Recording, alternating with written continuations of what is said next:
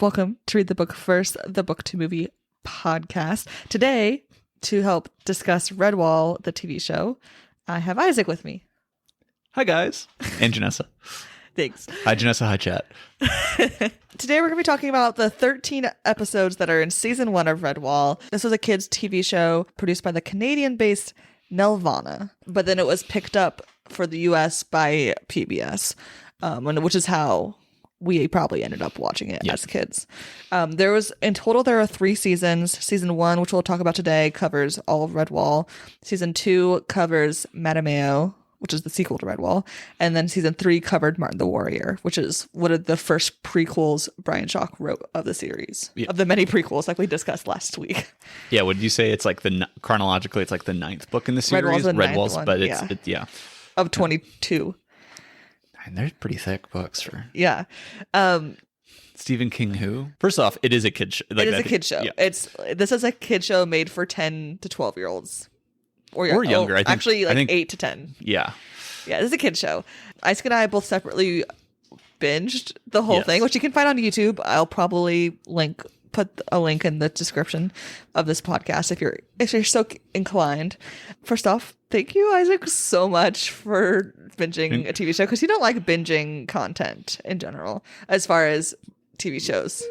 I think it depends. I think not in the way that I do, because I'll binge stuff that I am very about, whereas you when you like something, if I really like it, I'll binge it. I'll stay up till I think I stayed up to 2 a.m. watching Cyberpunk. But see, you love that stuff. Yes. Whereas I will just get hooked into something.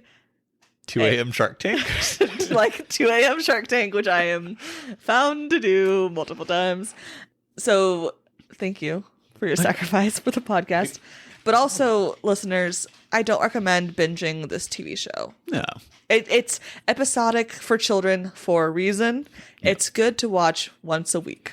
That's how this is supposed to be taken in, which I think would help. We're going to go episode by episode, but we're not going to go too deep into the episodes just because that would be tedious. And we'll just kind of give our best thoughts about each episode. Sure. The first 2 episodes are actually part 1 and part 2. They're both called Clooney the Scourge, part 1 and part 2. They were written by the same guy who wrote the very last episode. So most of the episodes were written by different writers. I just noticed it while I was watching because it says written by whoever. But the guy, his name is Steve something, who wrote episode 1, also wrote episode 2 and 13, which I kind of liked that they bookend with the same writer. I will say, I don't think the style changes so much. I had no idea. It wasn't like... I mean, that's how most TV shows are, is that each episode's written by a different member of the writer staff. Yeah. Unless it's a very hyper-specific mini-series, Yeah. But there's something I noticed when I watched. First off, the theme song it starts with, as soon as it started playing in my head, I was like, I know this song deeply to my core. Yeah. And it always reminds me of Scarborough Affair, that, the Simon and Garfunkel song. Yeah. Are you going to Scarborough Fair? Yeah. That song. It reminds me of that song. The melody is vaguely similar, so my brain's always like... But the intro, as far as a kid TV show, is it the best intro? Yeah, it's fine. It's fine. But the tapestries. It does this whole little, they're running around, they're showing a couple plot points from the show, and then it cuts to, and they bookend it, right? Actually, the opening is just... The opening is just the animated clips, highlights, like you just said. And then each episode goes from the intro to then a little clip of what happened the previous week via the tapestries. Yeah. Which I think is such a fun way to do it. And they're well done, actually. I feel like sometimes... I mean, it's a kid's show. You can't be like, well, the animation wasn't perfectly crisp. It's also 1999, and it's made for public access-esque TV. And with that in mind, honestly, a lot of it looks good for that, and then the tapestries are actually really pretty. The tapestries are textured. They're well, like the composition of them like makes sense, and it's just the fact that like someone cared. Someone was a nerd about this, and I love that. Yeah, and I just also love the whole idea of, instead of being like last week on Redwall, it's like, look at, there's 3 pictures of things that happen in Redwall. Hope you connect the dots, kids. And I really liked that. Yeah. We start off with Matthias falling with his shoes.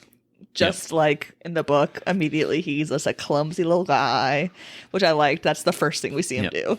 And then he stares up at the tapestry of Martin the Warrior and then has a flashback. And this is our first diversion from Redwall. Because in Redwall, the book, as far as we know, just the book Redwall, maybe we get more of his story in other books. Not sure. Don't remember. Yeah. But in we only know that he was just like kind of orphaned as a baby and just taken up by the order. Yeah. At Redwall. And in the TV show, they changed that, and we have this like really traumatic backstory where he's like a baby, and they're like him and his family are starving, and then their house gets burnt down by Clooney, and Clooney almost kills him, but then he's saved at last minute by his sister, and then they think that's where the flashback's gonna end. Yep. But they're like, no, what if we get more trauma in this kid show 5 minutes in? Yeah. And then we have his sister, who we briefly hear her name's Muriel, which is a character in the book series. I think they just kind of use that name, being like, hey, Easter egg kind of thing. Yeah. But we see them like struggling to go across a ton of different types of terrain, and she ends up dying. Yeah, like, they get right to the edge of Redwall, and he's like, where's my sister? Yeah. And it's like, okay, guys. Yeah, and Matthias is 3 years old when he eventually gets to Redwall.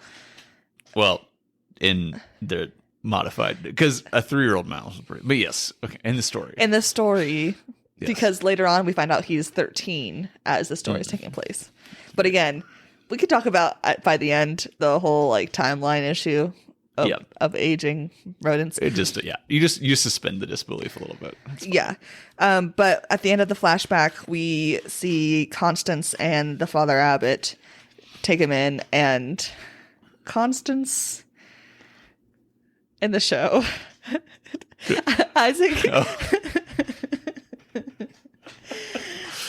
We love Constance. Hell no Constance slander ever. Full support. Their animation choices for Constance, it's a little interesting. Yeah. To say the least. If you're curious of what I am leaning towards, just go on YouTube and watch the first episode of Redwall, and you'll understand what I mean. It's not a bad thing, just an interesting choice. Yep. We get back to the present, and we have Matthias, his whole thing is like, I want to be a warrior like Martin. And the abbot's like, he gave up being a warrior and was peaceful, man. Yeah. Like the abbot. And like, they really, I feel like throughout the episodes, they really point continuously at about how the abbot is like, we are peaceful. Which obviously they do in the book, but I feel like they do it more so. And maybe it's the kids show of it. To be like, be peaceful. Yeah. Don't cause trouble in schools inside our show. Yeah. But no, it's... Oh, also, we have a little bit of him growing up at Redwall. He doesn't talk for a while, and it's not until Cornflower is like, what's your name? And then he's like, Matthias? And everyone's like, you can talk. So immediately we have this like Matthias and Cornflower relationship starting up, which I think makes sense. Yeah. They have a feast, which the food animation of the feast. Yeah. It's pretty good. It was cute. Yeah. It was fun. We have the setup of the first beginning of the book, right? Yeah. Matthias accompanies Cornflower and her family home. Them and Constance see Clooney and his rats. Yep. And the horse. We have the horse here. Again, the biggest weird plot hole in the book continues to the TV show. We have one horse who can not like stomp on a mouse or a rat. Yeah. I don't know. Maybe it was a miniature pony. I think for a kid show, they weren't like, we need to keep the best continuity possible ever. Clooney, his animation, he has like the eye patch and the scar on his eye. He has the sword tail, which in the book, like you said, it's a poison barb, but in this it just looks like metal. I think Clooney's interesting in this one. Yeah. Or I think the rats tonally just across the board are interesting because on the one hand they make them a little more like there's comic relief in the books, but like they're like basically incompetent little goofballs 90% of the time, and they kind of it's a kid show, so they drop some of the cruelty, but then they add the like he said the Clooney thing where he's like knows he was like going to is implied to have killed Matthias's family. It's like so it's extra cruel, but also I feel like they made Clooney more like evil, but the rest of the rats more goofy. Yeah. I mean, Clooney's also goofy. Yeah. In that everything he says is like, I'm going to destroy it. Like that's his like tone on everything he says. Yeah. He doesn't have he has no chill. He has no chill. He's not as fear mongering as he is in the books. Yeah. Yeah. But they're charging at Redwall. They do the whole thing where they let Clooney and one of the rats come in. Yeah. And Constance throws the table like she does in the book, which I love, and they escape. But then at the very end of the episode, we see Clooney sending in Shadow to go get the Martin the Warrior tapestry, and then we have the ending of episode 1 with the tapestry mimicking where the episode ended. Yeah, which again, fun. Yeah. But that's like episode 1, right? That's it. Yeah, But then episode 2 opens up with Shadow climbing into Redwall. The other rats just being again goofy humor. Yeah. Cornflower is in the kitchen and she gets put in charge of the kitchen because the kitchen isn't operating correctly. But I really like that one of the biggest character changes in this TV series is how much authority and like agency they give Cornflower. Like she's not like, and she has that in the book. Like she's not like helpless in the book by any means, but she is less active. She's also just less present. Yes. In the book versus she's one of like easily top 5 characters in the she show. even has like her own like episodes later on. Yeah. Which I think is a fun addition. Like if you're gonna add to the story, she was one of the characters I would want to add to. I mean, obviously we want a Constance only TV show, but that's not what this one is. Yeah. But we would love that. We have Matthias hearing his name. The Martin the Warrior ghost of it all in the TV show is I feel like way more than in the book. Like obviously it happens in the book. Yeah. But it's partially because of the kid show of it all, right? Yeah. You have to remind the kids every episode or every other episode, hey, remember that Martin guy? He's going to talk to Matthias. So like, yeah. But on the I don't know why I have these combined in my head. So yeah, like there's more of that literal like hearing voices going on from everyone, but also the actual like, hey, we're gonna go solve riddles, and all this is like way faster. Yes, like way faster. Yeah, here. So that's kind of jumping ahead. Actually, it's not even jumping ahead that much because the pacing of this season is also the first 2 episodes written by that guy. Yeah. Maybe the next, I forget what the third one is, are pretty like, they're making taking some creative license, but it's pretty much just the book. Mm-hmm. But then things, I think there's some cool different directions they go, but the pacing is faster. Way different. And I think it's a little bit better in some ways. And so, yeah. Like in episode 2, so the tapestry gets stolen. Yep. Etc. Like it's following the plot. It's following the plot beats. Yep. But one difference is that Basil Staghair is introduced in episode 2. Yeah. Which I think is smart because he's also comedic relief. Yes. But also he has like some sort of like leverage of power, respect in Redwall. Like it's like he's an interesting character in that way. And so, adding some diversity to all the little mice. Yeah. In Redwall. But we also see Asmodeus in episode 2, which I think is a big thing that they just do it right there in number 2. So it's not just that Clooney's the big bad. It's like, okay, we have Clooney who is the big bad who has this active like goal of conquering Redwall, but also there's just a snake out in the woods, guys, and everyone's in danger of the snake. And I think this is definitely the shift of like, obviously like Redwall is not written for like adults. Yeah. But it's written for maybe an age, as someone who doesn't do as much reading across different age ranges. Redwall definitely, the book seemed to be at least one step up from the show in terms of like audience age. Yeah. With regards to like, Asmodeus was like, it was kind of like, I think you made the connection to the Chamber of Secrets, or it's kind of like hinted at. Mm-hmm. I mean, very heavily, but then it's like, you don't know what it actually is. Versus like in the show, it's like, it's a snake. Because it's like kid. It's like, yeah. Which, to be fair, I was terrified of the Chamber of Secrets. I was scared looking at the book when I read it in 2nd or 3rd grade. So maybe, and then I had to ask my mom what it was. She was like, it's a big snake. And I was like, okay, now I can read it. Snakes be secret and snakes be scary. No, see, once I knew it was a snake, it was okay. Asmodeus eats a rat. So Asmodeus comes up to the rat and says, "I will show you eternity." Oh yeah. And then opens his mouth, and then the rat gets eaten off screen, but we hear mouth noises. And in my head, I was like, that is terrifying, but also I know that's not how snakes eat. Yeah. They don't go. No, they go one swallow and then swallow it for a while. Yeah. Yeah. But it's not like they don't have mammal mouth noises when they eat. There's no chewing. Exactly. No. Well, yeah, not really. So they can unhinge their jaw. But yeah, it's a whole thing. Yeah. But it's not chewing in the way that us eat, or a rat or a dog would, right? And so I was like, this is equally actually kind of scary, but also in my head, the part of my head, I was like, this is biologically incorrect. And I think you should be proud of me for understanding that that's not how snakes work. Very good job. Thank you. At the end of episode 2, Cornflower, again, she's like so active in these episodes. She's the one that sees the rats in the trees and gets Matthias and Constance to like stop them from getting into Redwall that way, which I think, again, very fun. But that's what happens in episode 2. Might have been season 2. Oops. Episode 3 is called Treachery.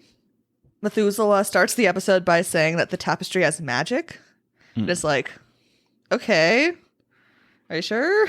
Clooney has his first nightmares, and it's like we see fire, we see like it's pretty creepy, and Clooney's like very disturbed by it, which I think is fun to see in a kid show, a villain who, yes, is scary and they're trying to make scary, but also like he's not untouchable. Yeah. You know? Yeah. Thought that was fun. Then we have the whole bit of Methuselah finding the engraving of the I am that is. Yeah. And here we have Cornflower who decodes part of the riddle again. And she's like, hey, Matthias, this is what it says. And I kind of love that Cornflower's like, hey, guys, that's over there. Hey, guys, this is how you solve it. Yeah. Like, she's like, duh. Yeah. And I really appreciate that energy. Yeah. Also, the stuff is written in old hand is what they call it. So these mice have a written language. It's derived from It's English. derived from a different language. Mm. It's just old hand, which obviously, like, you know, in English we have different like old English, etc. But like, I just feel like the mouse lore in Redwall is so fun to think about. Yeah. Like last week I said a lot. Is there a god in Redwall? Which they go hard on. It's a good. Well, okay, they don't go hard on like the idea of a god, but it is very Abbey, very churchy, very hymn, lots of hymns going, and they got the little robes and stuff. Yeah. Yeah. In episode 3, we have the whole Sela and Chicken Hound plot essentially in one episode, which I'm glad they stuck it to almost one episode, where they help Clooney heal, but also eavesdrop, but also fall for his bait and then get killed. Yeah, I think it was probably a little bit of a tough, like how to weave that story in to the plot, because it was one of those like, oh, we're dealing with Matthias climbing this thing, and then we're back to Sela, and then Matthias is still climbing this thing, and we're back to Sela. So instead, they're just kind of like, we're just going to do it all at once. Yeah. And like, well, again, like in the book, while that's happening, they start doing the treasure hunt. Like they find the stairs, they get the moles. I love the moles. The moles are great. The moles are great. I love them. And they're sitting there, and I love also that Cornflower has the knowledge. He's like essentially translating the moles to like whatever common dialect that these mice are speaking. So Matthias knows what's going on. But the moles help them. They get down into the tunnel, into the crypt, and they get the shield and the belt. And then that's when Methuselah's like tells Matthias that he's the next great defender of Redwall. Like Muad'Dib. It's very It is very Muad'Dib situation, because we have a young mouse who is just wants to do good things / heroic things, but doesn't know how to. And then we have Cornflower. Is she the religious the Bene Gesserit? I do think it was really funny when it was like, he was like, oh, it's a perfect fit. It's like, it's an adjustable belt worn by a mouse, and now you're a mouse. Like, I think it's gonna fit, my guy. That's why I kind of thought it was like the Muad'Dib of like, oh yeah, it's not clearly this like, it's not like clearly divine intervention. It's like, well, if you want it to be divine intervention, it's going to be divine intervention. Or if you want it to be the prophecy, it'll be the prophecy. Exactly. Then we have the rats digging a hole or trying to dig a hole into Redwall. Yeah, so it's like that's what I'm talking about, like the accelerated timeline. Mm-hmm. It seems like the rats are up to shenanigans more often. Yes, I think because of the episodic nature of a TV show, even though the book is very episodic, this one they're like, okay, every episode we need to have the rats trying a new plan. They do eventually end up repeating plans because it's the same. Yeah, but this is this tracks to where they are in the book at this point. Yeah. But instead of pouring down boiling water, they pour down boiling porridge, which is honestly a great. It's like essentially concrete. Yeah, but I think it's a fun switch. Yes, definitely it's a fun switch. And then once Chicken Hound ends up coming in to Redwall, he then escapes swimming through that porridge. Yep. There's no way he didn't die. I mean, it's a kid show, and he did. Well, he eventually meets Asmodeus, I believe, but still. Well, I don't think there's enough porridge for it to fully seal the entire thing. It would be like plodding along with like porridge in the bottom of the tunnel. But think about when you have oatmeal that's been sitting in your bowl for a day or two before you've not soaked it. It's just like it's crusted on there. Yeah, that'd be tough. Yeah, but Chicken Hound gets eaten by Asmodeus, and again we have the line of "I can show you eternity," and then the mouth sounds. I was very disturbed by the mouth sounds. I can show you eternity is from the book, but that's like a crazy line for a kid show. It's crazy. That's such a hard line. I can show you eternity. It is so metal, and especially since Asmodeus, it's not just like in this book, he says Asmodeus most of the time, and then eventually says other stuff. But in the show, he says other stuff too. But he just before he eats a guy, his kill line. That's what they're called in video games, right? What are they called? Catchphrase. It's a phrase. Anyways, but that of his is I'll show you eternity. Yeah. Which is cool. And also get over here, I'll show you eternity. But also it's like if you think about that phrase for a kid's show and then kids are like, wait, death is eternity, and it gets kids thinking about death. Yeah. Wow. Yeah. How progressive. No, so that's one of those things where in the book it's like his skull was crushed by the cart, and it's like, okay, well, they're not going to show that in the kid show. It's toned down. Yeah. But that doesn't mean, I think it's like similar amounts of actual death. It's just a lot more shown.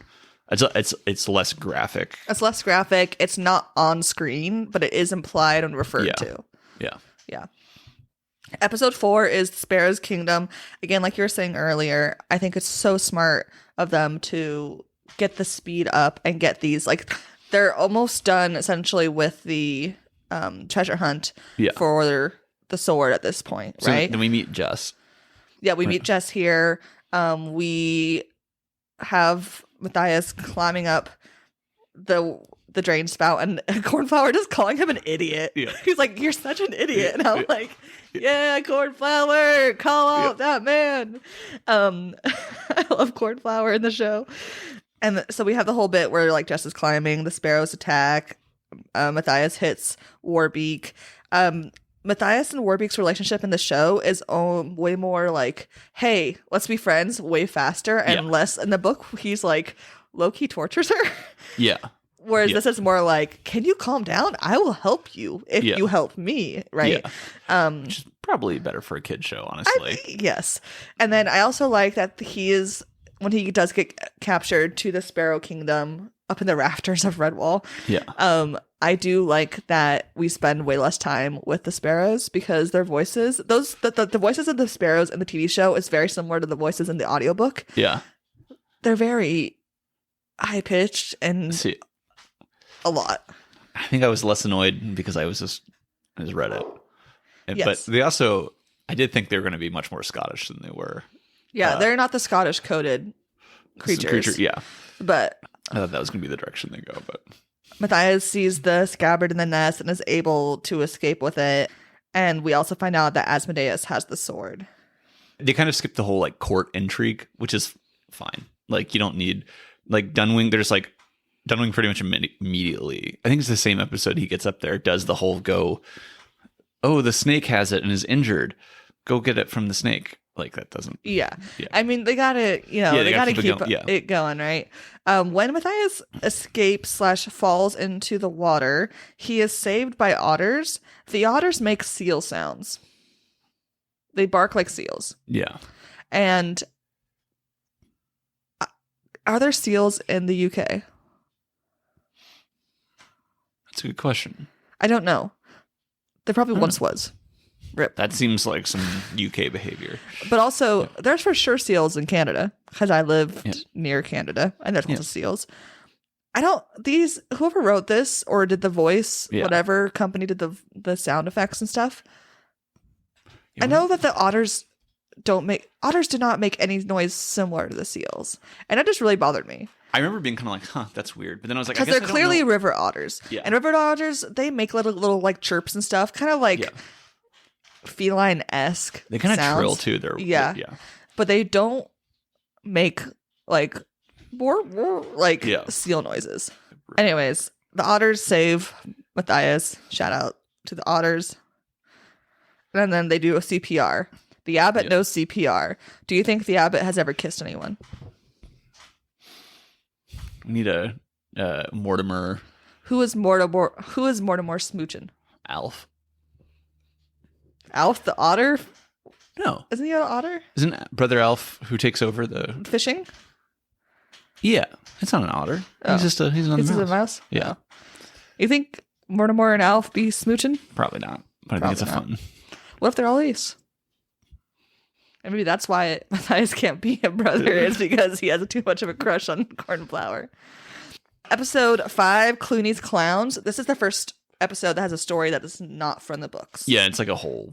Yeah. Like the whole episode basically doesn't have. And I really liked this episode. I did too. Yeah. I think this is fun. It definitely lightens the show a bit. Yeah. But also introduces some fun characters that I wish came back eventually. Yeah. So there's a circus coming to Redwall, and the rats Clooney decides that some of his rats are going to go pretend to be clowns. Yeah. Which is a fun like evil villain. Go disguise yourself. And like it's a fun way, right? Yeah. But Matthias meets this kick-ass mouse named Ivy, who's a knife thrower. Yeah. And I love her. I would die for her. I will say one part I didn't like about this is that Matthias is just like, he's super intrigued by the knife throwing and by her because she's new, but like not in like a romantic way. Yeah. But Cornflower is obviously jealous. Yeah. And I didn't love that. But by the end, Cornflower gets over her jealousy. And I'm like, that's healthy. They end up being buds. It's like super pals. Yeah. It's very sweet. I think that was a nice little arc to be like, okay, she can. It's also nice because like Matthias has flaws. Yes. And really Cornflower up to that point didn't really have flaws. And this isn't like it's not like oh my gosh, what an arc from like this terrible, like, oh, it's just like, oh, she just became a better mouse. Yeah. Like just a better person. That's fair. I think of the 3 or so episodes that are just stories the writers made up for the show. I think this is my favorite of those. The other ones were okay, parts of them, but the other part, they weren't as balanced. This felt like a balanced kid TV show. Yeah, this one, it threw me for, I liked the episode, but because, like you said, it was the first one that was fully, like, created for the show. It was a little like, oh, what's happening? Like, how's this fitting in and stuff? But I bet for the kids, I mean, it's fun. Also, it's circus stuff. Also, did you see that the circus guys had little tiny owls as their messengers? No. They're very tiny owls. Like that dropped. Yeah. That dropped the pamphlet. Can you name some tiny owls? Not from Europe, but we have the northern pygmy owl, the nopo. We have this saw-whet owls are very cute. And then screech owls are a little bigger, but eastern screech owls, western screech owls. They're small? They're pretty small. Yeah, screech owls are like...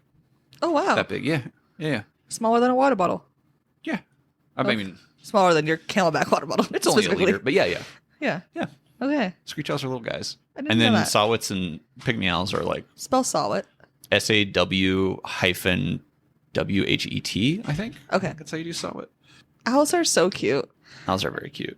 Episode 6 is called High Standards. This is another one of original story for the show. We have a food trader who is kidnapped and the food is stolen by the rats, because Clooney at this point is like has tried to siege multiple times. Well, no, this is part of the siege, not the attack on the thing. Yeah, not the attack. Preventing supplies reaching the thing is very important for the rat siege warfare. Yeah, and like morale in the Abbey is very low, and they're like debating whether or not they want to like give up and like run away into the woods at this point. That's episode 6. I feel like that was a lot later. No, it's 6, which is like it's halfway through. Oh yeah, but that still, it's like it's pretty surprising, especially after the fun episode of the circus episode, to go from fun to this. But I think it's interesting, like for a kids show, being like things are hard. Yeah. In this situation. And it's not that they're showing like people like starving to death or anything. Yeah. Mice starving to death or anything. At one point, Martin sees Jess the squirrel and Basil Staghair run away from Redwall, and Matthias is like, "Oh my god, we're done." Right? Yeah, there's gonna be no more morale. Like everyone's gonna be so depressed and not. Yeah. And so Matthias is like, okay, I'm going to go get back the tapestry. This is going to fix everything. As he goes, this at the same time that Jess and Basil Staghair end up, that's what their whole plan was. They just were trying to do it without permission so that the Father Abbot wouldn't disapprove of their plan, essentially. And them stealing back the tapestry is from the book. So it's like half of it is not from the book, half of it is. Yeah. But they get the tapestry back. So morale has been saved, and also the trust in Basil and Jess have been restored. Yeah. Episode 7 is called Captain Snow. Matthias is set off to go meet with Captain Snow, who is a snow owl that worked with Basil Staghair in the past, to ask about Asmodeus. As he goes, he meets our shrews. We love the Guerrilla Union shrews in Mossflower. And they make the shrews like very like Eastern European / Russian coded. Like their accents are just Eastern European accents. And the bits are just like they are in the books. They're hilarious. They're like goofy, but they have like a lot of heart. Yeah. Yes. It's all the little we're a rank and file Democratic Union where we're message like, approved. Oh, yes, carried. Okay, let's go do it. Like it's very okay, comrade. Like we love the shrews. We love the shrews. They're so sweet. They're so goofy.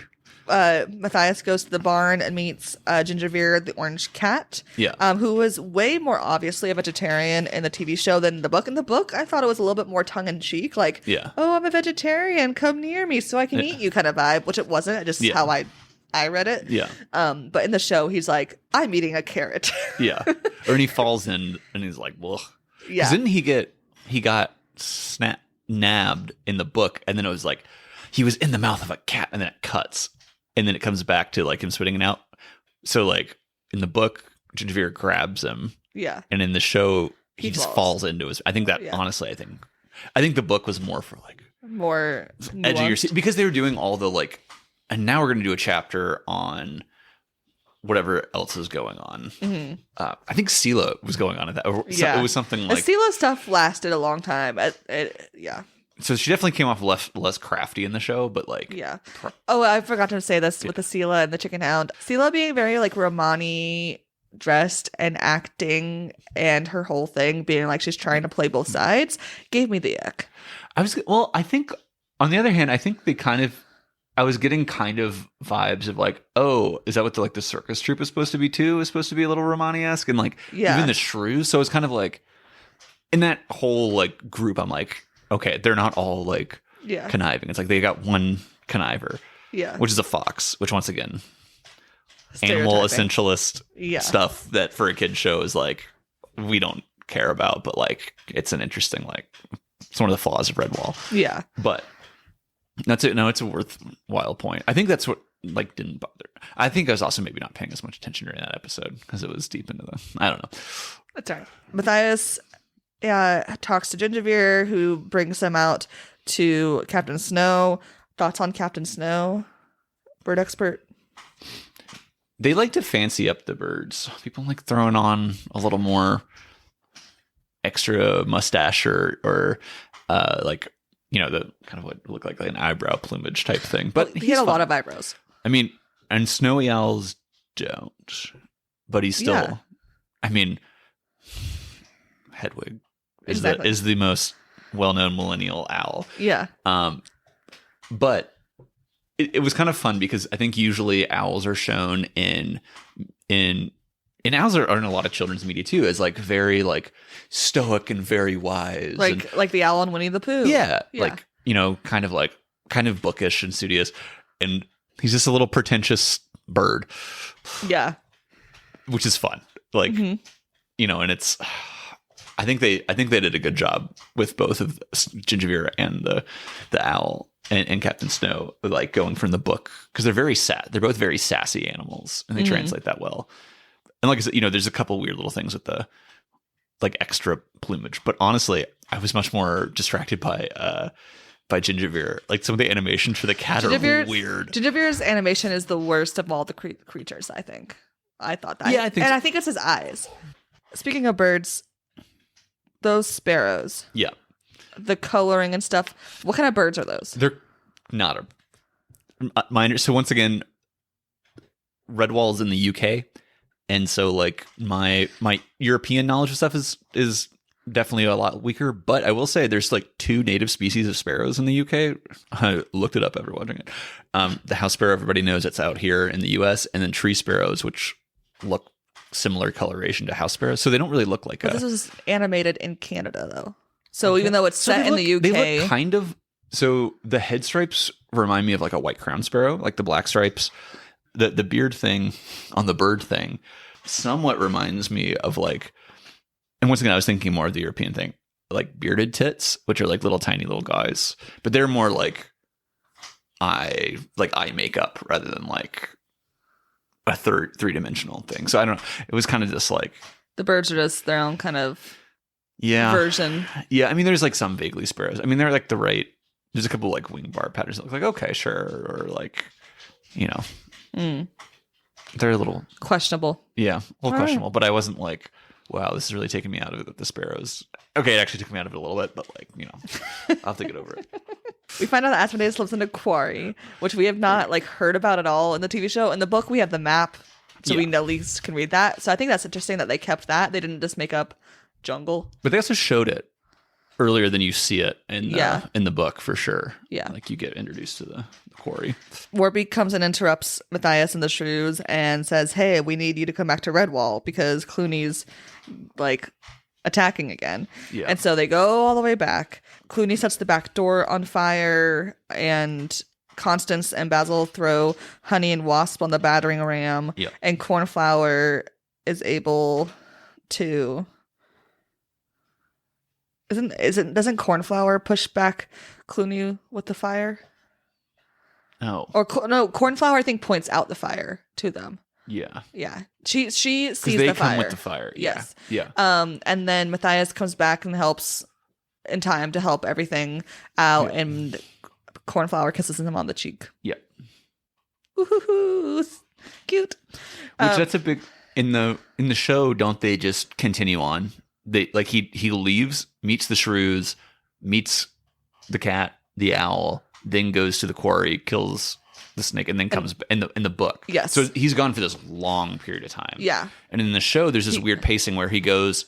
Not this part's not the weird part. It's a break from the book, but it's just he comes back, but then like it's a few more episodes before they go back out again, right? Yeah. He like for the next few episodes, he's like, I'm gonna go, and then they're like, no, this is happening. I'm gonna go. No, this is happening. I'm going to go. Okay, like it's like that.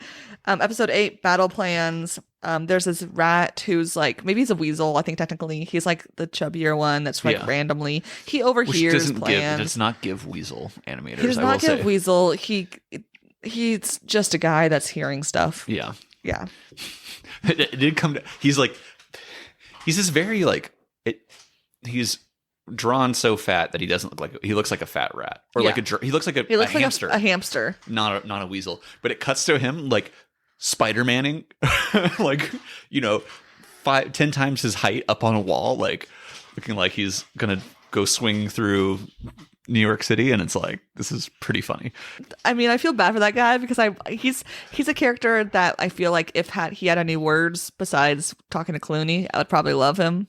Yeah. Just based on the characters I tend to love in these kind of shows. Yeah. But they didn't give him that chance to earn my love. They really went in on all the rats being just bumbling fools and kind of generating that as a... I mean, there was some, we're gonna kick each other around and whatnot, but it's still coming from a more like funny comic relief than like I'm backstabbing. Except I guess for the scene where is this in this episode or the next one where like Cheese Thief is like explicitly, I'm going to try to kill Clooney, which kind of comes out of nowhere. It's really like the episode starts and it's like, I'm gonna do it, and then he doesn't do it. Yeah. And then it's like, oh, okay. Yeah, because then so this questionable weasel, the questionable that he is a weasel, not that he's questionable. I mean, he's a bad guy, but still on the wrong side. He overhears Redwall's plans, and then he overhears the other rats' plans, and then he ends up telling Clooney about both plans. He's like, hey, I heard stuff. Yep. Clooney is starting to lose his mind a little bit because he's lost the tapestry.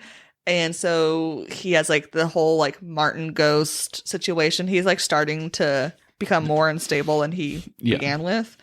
Then we get the whole bit of Clooney getting a rat to dress as him, this is from the book, right? Yeah. And Constance create a long range bow and arrow situation, and they end up killing the fake Clooney. And it's pretty much dead on to the...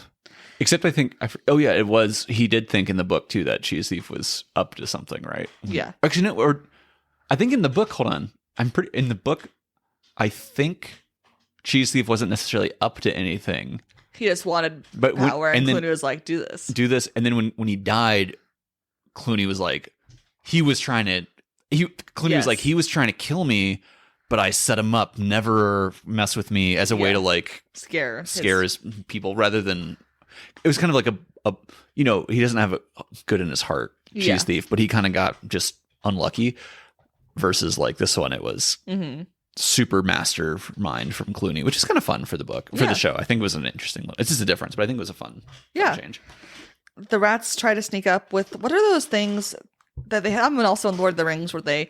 At dark, it's like the big like building. Oh, it's like a siege tower. A siege tower, thank you. Yeah. So the rats they built a siege tower. I called it a rampart, and I knew it's not a rampart. Yeah. Wait, what? No, I said a cheese tower because they're rats. Nice. The siege cheese tower. They roll it over to at night to try and get into Redwall, and Cornflower sees them and pours hot soup on them and essentially saves Redwall at that point. On this, no, she throws a fire. Doesn't she burn it down? With the hot soup. Oh, it's the hot soup that burns it? Yeah, because remember, the mole wants more hot soup and comes up and is like, I was hoping you had more hot soup. The moles are so good. I love the moles. I love Cornflower. I love soup. It's a real... Great scene for Janessa. I'd love to see evil burn. Episode 9. This one is... of 13. Yes. Which is this is where it starts to be like, all right, guys... We're kind of like, we still have the whole gotta go get the sword still, but like they kind of keep running it back with the rats attacking without. This is the one. Happening. The visitor is when we have the spice trader coming in because they've run out of nutmeg, and that is Father Abbott's favorite spice, and he's going to be so upset. And I'm like, this is so Isaac coded. Really? Because I think it's so Jessica coded. What? No, not the nutmeg thing. Not the nutmeg, but lacking a little treat. Okay. Making decisions that aren't optimal because of no little treat. Okay. That's both of us coded. That is both of us coded. But also, you like nutmeg. Yeah, but like... Maybe it's just because you put it in your mashed potatoes and that freaks me out. Yeah, it's the one thing I put nutmeg in. I put it in things it belongs in, like pumpkin bread. I've had your potatoes. I've not made potatoes. I think that's actually true. A spice trader comes to town, and Deep once again. We're just... It's Dune. It's Dune. Him and his wife get taken by... Asmodeus is the worm. Sorry. Also, apparently, in this version of it, the dormice are like Different. Spanish. Yeah. They're like Spaniards with like, it's very like Inigo Montoya. Yeah. with like, he's got a little. Which is the spice trader, right? Yeah, They're he's got dormice. They get taken by Clooney. And he's like, I'm going to kill your wife unless you do this for me. And he said the spice trader goes to Redwall, and this is the episode where Cornflower is like, hey, the whole time, Matthias, I need help doing inventory. And Matthias is like, no, I'm listening up to Basil about battle tactics. Yep. And then she's like, you said you're going to help me. I'm going to help you after this. Like, Matthias is like, you can tell Cornflower is getting upset with him, but Matthias is kind of being a jerk. Yeah. Like, he's just like, no, I'm going to go do this. Sorry. I promised. Oops, my bad. I'm like, Matthias, come on, man. Yeah, I do think it's like one of those like, okay, they're writing it in to, you know, there's a little bit of that like, be a good child to your parents. It's also to get kids. a reason why Cornflower's by herself. Yeah. Because it is kind of like, I think it does. It's not like this thing that pulled me so far out, but like Matthias like is so like, oh my gosh, what's Cornflower like? So just like single-minded with Cornflower is kind of like, I don't know if he would like blow her off that much, but he's also excited about battles and shit. So like I could see it happening. It wasn't, like I said, it didn't fully take me out, but I was a little like, oh, okay, this is being written more to move the plot rather than like, once again, sometimes I'm like, dude, it's a cute little show for kids. Chill, like, just take a step back. It's fine. Yeah. And so Cornflower is able to bargain with the spice trader Dormouse, and then he ends up setting the storeroom on fire and capturing Cornflower because Clooney knows Cornflower is like Matthias's like favorite person. Yeah. And so she gets kidnapped, and then they strap Cornflower to a water mill. Oh yeah. Or the flour mill wheel. Yeah, that goes water through the wheel. water. Yeah. Yeah. And she's there for like a whole night because it's not until the next day that they get the note from the crow. Yeah. And that Matthias goes to save her. Yeah. And I was like, that's torture. Yeah. It's terrible. It's terrible. They are able to they go and rescue Cornflower and his wife. Yeah. And I love that Cornflower, when she's like going through, she's like talking to Clooney, she says, "You are ugly, and there's no cure for that." We love a diva. I love Cornflower. They end up saving her, and they like go through the otters help them go through a river, and they go by the stream that happens to be right near Redwall, and it's which all done. Does feel like the book where it's like all this crazy stuff's happening. You look at the map, you're like, it's all right on top of it. It's all right next to each other for everything. But yeah, I think that was I was a little confused because I thought when I saw the Spanish dormouse that was the dormouse who let the rats into the Redwall. Yeah, but that's different. They just had what do they got to get the Spaniards? Spanish dormouse, like betraying. But they actually spices. They did kind of have a like a redemption arc for the dormouse. He was very like, okay, well, I had to do this, so I'm gonna work with you to spring Cornflower and help out and everything. So it was like it wasn't just like this sniveling little guy. He was like, I'll go along with it, but then I'm gonna double cross Clooney and try and get my wife back and Cornflower back. This whole Episode 10, A Favor Returned. Finally, Matthias goes out to fight Asmodeus, but Warbeak is like, hey, the rats are digging, and so they warn Constance and the crew, and so they get the moles to just kind of like start marking off where they're digging or where the tunnel's leading to. Clooney continues to lose his mind. Warbeak gets captured at this point, and so they're going to use her as snake bait. Yeah. So either she gets eaten by the snake, or Matthias will come and save her, and then they can kill him. It's like the plan. So Matthias stops going after Asmodeus, and then instead goes and saves Warbeak with Basil. Again, this is added stuff. And then we have the rats. So like they save Warbeak. Nothing exciting there. But then the rats, again, this is when they're repeating their like mischief. They're doing the tunnel again. But this time they like how they battle is fun because they essentially make it so that the ground collapses on the tunnel, and the little moles jumping. Yeah. It was fun. Well, they basically took it in two parts because that happens in the original one. In like in the book, when they pour the water down, then they collapse it. Yeah. So they were like, what if we took that scene and separate it split it? There's also, isn't that when the purple rat like just gets out of the tunnel and like sprints towards the door to try and let the other rats in? And then it fails. Yeah. Yeah. I was like, that's pretty funny. Yeah. It's pretty good. And then episode 11, Asmodeus.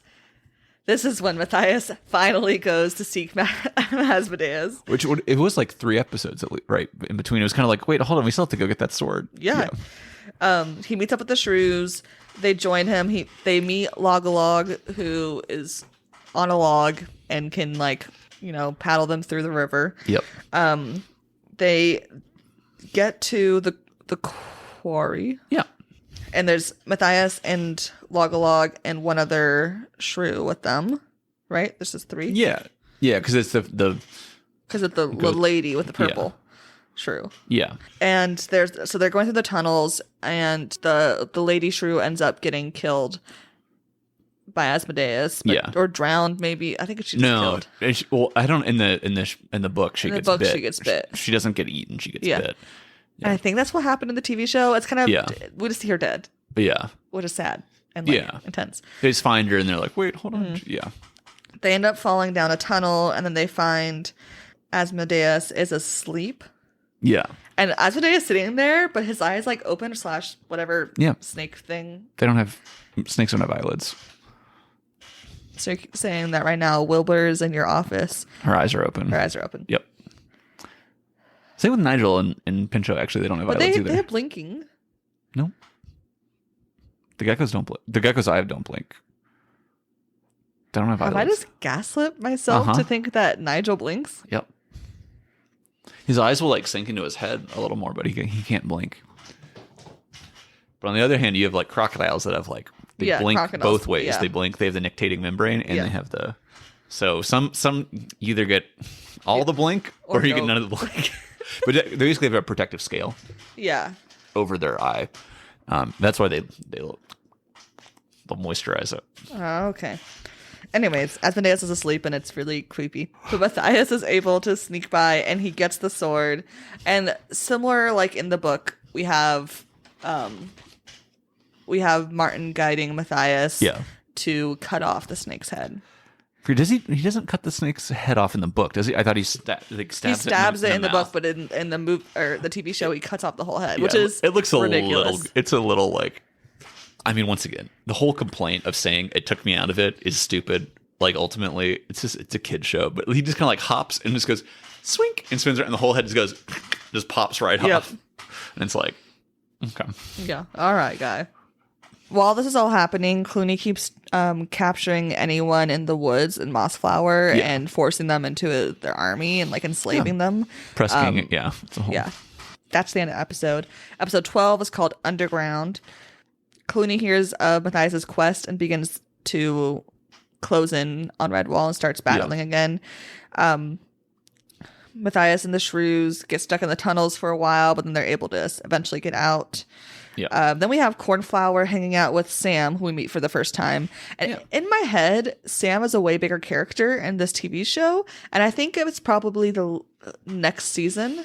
So we meet little Sam, who's a little tiny squirrel who doesn't talk but sucks on his paw like he does in the book. Yeah. And Cornflower and him are going up to the attic to look for something. I forget what they're looking for. Yeah. But when they go up there, they end up finding the armor of Martin, the warrior, which is awesome. But it's not a thing in the... No. It's not a thing in the book, but they just add it to the show, which honestly works. We get more cornflower. No complaints. Yeah. Matthias and the shrews end up getting out, and Captain Snow snatches the shrew right away. Yeah. And Matthias is like, hey, bud, we made a deal, like they do in the book, right? And that gets all solved. And then the shrews have to lead Matthias back to Redwall. And they're like, oh, it's going to take a long way. Yeah. And then there's this tiny little shrew that pops out of nowhere. Yeah. And he's like, I can know where it is. You just go down the river. Yeah. And they are going down the river. And the older shrews and Matthias are like, how far is this guy? Yeah. And he's like, well, never actually been there. I was just told about it. And they're like, oh, gosh dang it, like whatever. And they end up going over a huge waterfall, but are fine. Little kid logic here. That's how the episode ends, as they get back to Redwall. Yeah. Then episode 13, the final conflict, an aptly named episode title for the last episode, where there's been lots of little tiny conflicts. Yep. They did the Yeah. Dormice 2, Electric Boogaloo. Mm-hmm. Matthias is not yet to Redwall at this point. They're still on their way. Clooney gets one of his captives, who is like this like orange mouse that looks like a hamster. A dormouse. Is he? Well, he's a dormouse in the book, but we don't know in the movie or the TV show. He is, because it's the same one as the Spanish. The same color thing. Yeah. Oh, I'm pretty sure. Okay. Yeah. Clooney gets one of his captive mice to go and sneak into Redwall, like in the book, right? We have so Clooney and his forces take over Redwall, and there's a lot of bits here in this last like bits of battle that mimic a lot of the book. The way that they capture Constance with the net is just like in the book. So like this part they get pretty accurate. Yeah. And then Matthias ends up like before the rats start to like kill everyone. Kill everybody. Matthias starts like chanting I am that is in his like weird Martin Matthias combo voice, and he's wearing the armor, and there's a huge battle that takes place. Yeah. The final battle. Yeah. But honestly, I mean, it's pretty, like, they don't show too much of it. It's like, ah. Yeah. I mean, parts of it are funny, though. Like, at one point, Father Abbott is, like, hitting people with the plank of wood saying, forgive me. Sorry. Whack. Yep. But I thought it was fun. Yeah. Clooney takes Cornflower up to the bell tower. Matthias and him have a battle.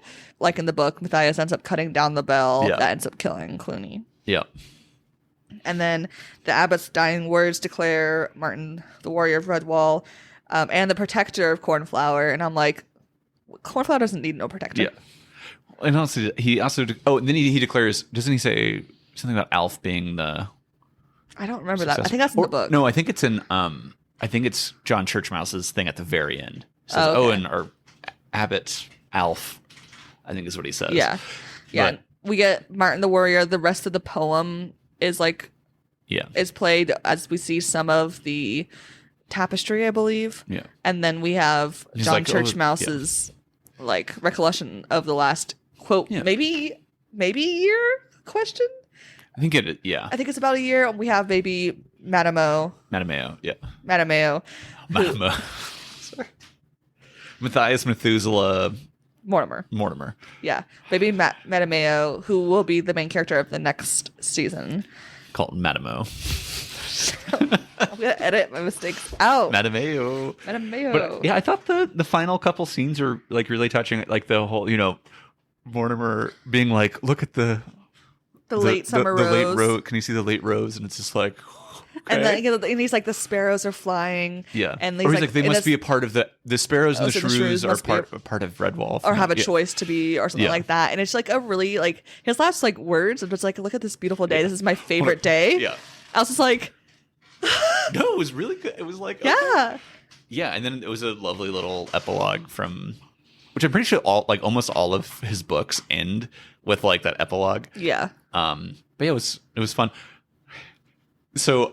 Just, like I was really honestly like moved by Mortimer's death. I thought the way they handled Methuselah's death was almost funny because it kept being like, "No, he's dying. No, he's back." I forgot. I thought he died like 3 times. Yeah. But it was still like, oh, okay, that's sad. Like they're putting, like I said, they took out like the graphic nature of some of the deaths, but they made them. They still like hey kids. Characters are dying. Yeah. You want to hear some fun facts? Sure. So the voice actors for Redwall, most of them are Canadian or British voice actors from radio and stuff. The voice actor who played Matthias, his name is Tyrone Savage. He was the only... awesome name.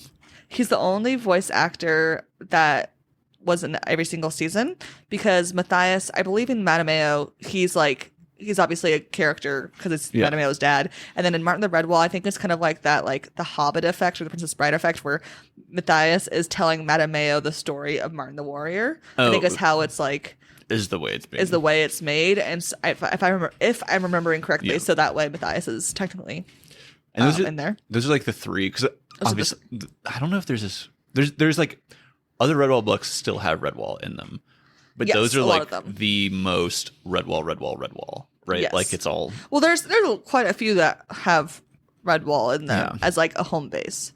Yeah, well, not as much as Redwall or Madame or Martin or, but yeah. But the voice actor who plays Cornflower is Alison Pill, who is it's a very cute name. She's a famous Canadian actress. You'll know her, probably folks that are listening. You'll know her from Confessions of a Teenage Drama Queen, Dan in Real Life, and Isaac. You'll know her as being in Scott Pilgrim, playing Kim Pine in Scott Pilgrim. Oh, fun! Yeah. So she's that. The rest of the voice actors, I didn't recognize any of them or their work. That just means I just don't have knowledge. But I was looking, and in season 2, in Madame, Tim Curry plays Slagger the Cruel. So Tim Curry is in season 2. So I think eventually we should do Madame. Not anytime soon. Yeah, but it is nice that like we, it was fun seeing the show and seeing like kind of like a time warp, right? Going back to like I said, like I said in the last episode, this wasn't like a big thing for me as a child. The books were a huge deal for me.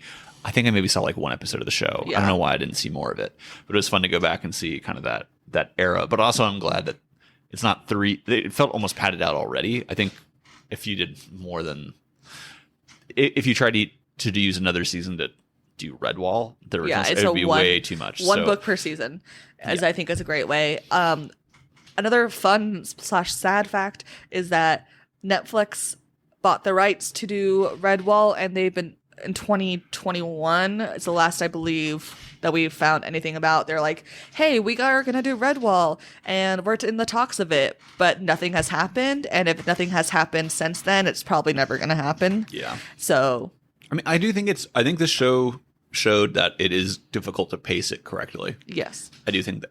I think they also went in, I think you could go less on the like, I'm sure there's very brilliant people running TV shows. Like, you just don't focus on as much as on the like, I am that is of it. I think that was a little like, it was an interesting way to go with it. I just don't think it hit as much with me, but is this a good adaptation? I think if you can just look at it through the lens of this got a little filtered out to aim for a younger audience, I think it's pretty good. I think it loses some of the. I think one of the cool things about Redwall, the books, or the book, but also the series, is that there's like very defined hardships, and it's tough and it can be brutal. But then there's also so much like compassion and love between things, and kind of that mirrored. And I think they do a good job for the age bracket they're looking at, but it does feel a little watered down. I agree, but otherwise, I think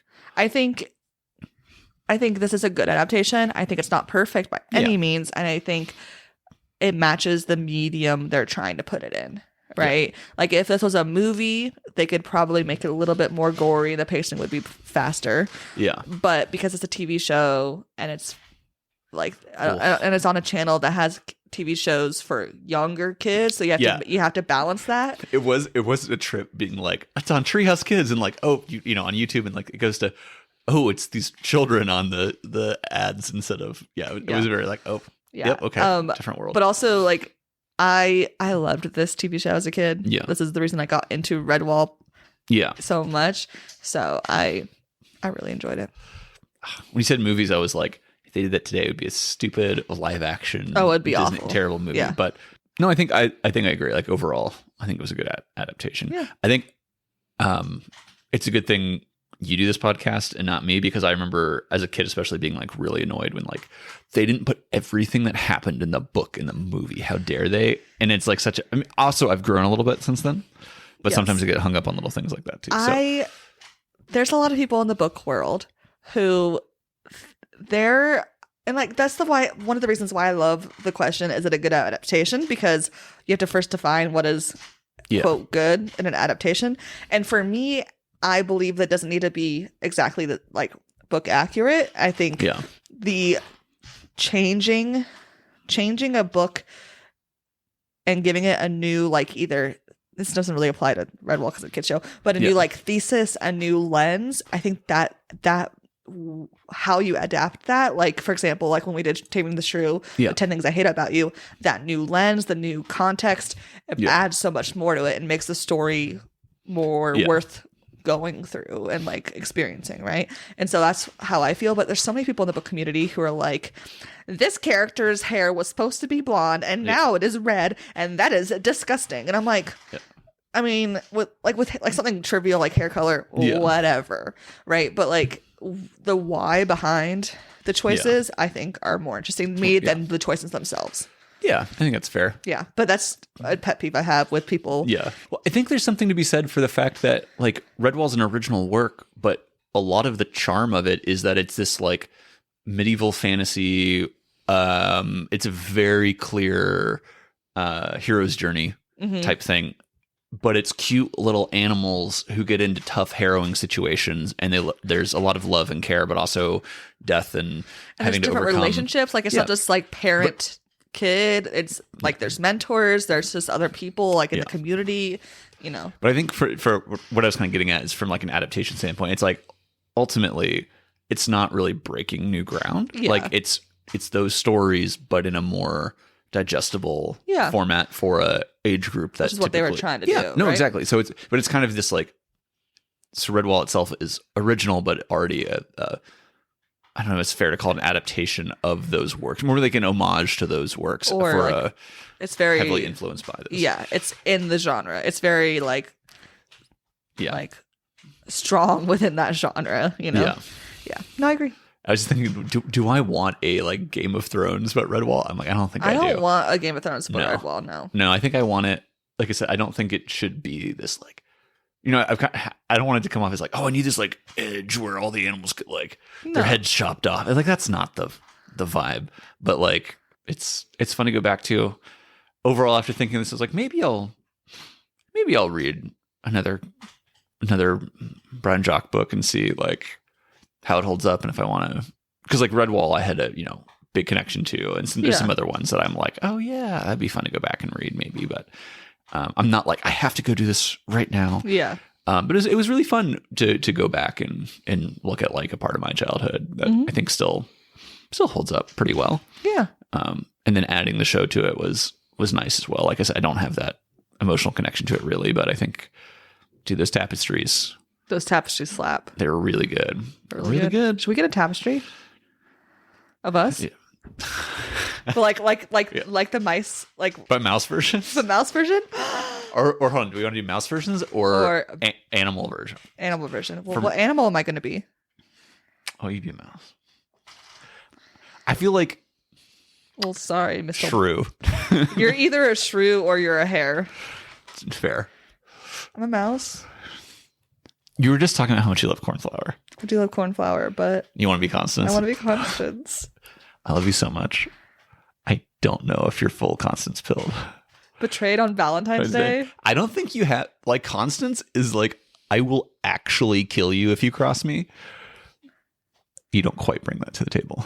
I think I'm not put in situations where I need to get to that level. That's fair. But I think if I were on the TV show Survivor, I think you'd see a different side of me. No, I think if that's really funny. I think that's a great intro to you being on Survivor. I think if I had to be like, pick a character out of any realm of fiction, I think Constance works for you fairly. Like, I think there's definitely some connection there. But I'm like, okay, out of all the Redwall animals and like the different vibes that the different animals are bringing, I don't know about. What about the Winifred the Otter? Okay. Oh, actually, this is not necessarily a wrap-up thing, but one thing I didn't like about the show is that this is a small thing, but like there was multiple soldiers in Redwall, like the otters, and there was mice that were like in full mail, like chainmail and armor and stuff. And I think that kind of goes against, or it kind of it cuts away from the whole like. Where does the community trying to protect ourselves? Yeah, they're just like a bunch of country bumpkins, I think they're referred Yeah. to. You know, arming, and it's literally like, they know how to sling stones. They're being taught that otters can sling stones, Constance can break phase, and Basil can dart around, kick people. Everything else is like they're learning how to do it. Yeah. So I think that was a little like, they just were lazy. Yeah. They're like, we need someone here. Yeah. But no, the otters are, Winifred. Also, not called Lucifer. Spike Ambrose did not show up in season 1, but he does show up in later seasons. Okay, good. I was like, where's our boy? Where's our boy? Yeah. All right. Well, thank you, Isaac, for joining me in the podcast. You're welcome. It's fun. Thanks for having me. Thanks for reading the book with me. Thank you for listening to this episode. Please follow us on Instagram at Read the Book First Podcast. We are up to the last few episodes of season 3. If you want to find out what we're reading in season 4, you got to follow us on Instagram. I'll be posting it there eventually. Make sure you follow us, rate us 5 stars, subscribe, share with your friends. If you listen to us on Apple Podcasts, please leave a review. It really helps people find the podcast. If you're listening to us on Spotify, give us those 5 stars, please and thanks. Love you lots. And remember, read the book first.